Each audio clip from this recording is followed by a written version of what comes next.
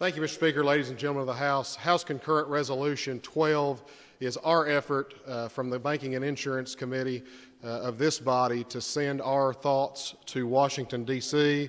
with regard to the Biden administration's proposal to monitor and report banking transactions of $600 per day or $10,000 annually in non-wage deposits to the Internal Revenue Service by banks and other financial institutions.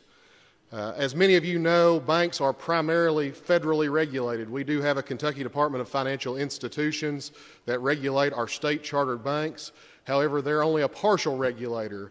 They're also regulated by groups like the FDIC, the OCC, and the Federal Reserve System.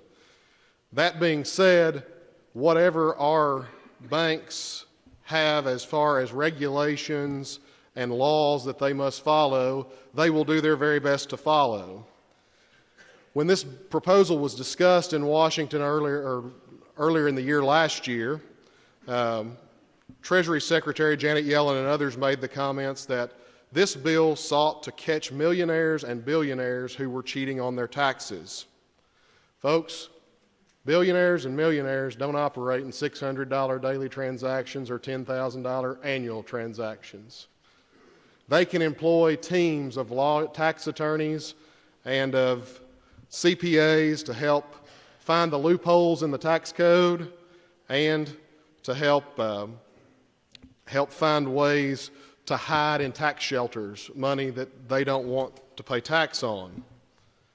This bill, this proposal in Washington would affect the poor and the middle class and would really cut into the privacy that they expect from their financial institutions when they place their money in those financial institutions.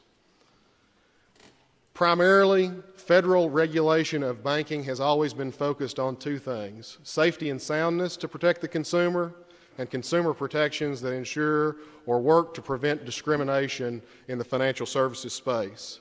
This is a big departure from typical financial regulation, creating an adversarial relationship between our financial institutions and their customers who expect their banks, their credit unions, and other financial institutions to keep their financial data and their financial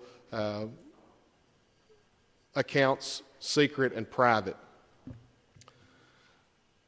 This time, I would be happy to answer any questions, but if there be no questions, I would move passage of House Concurrent Resolution 12.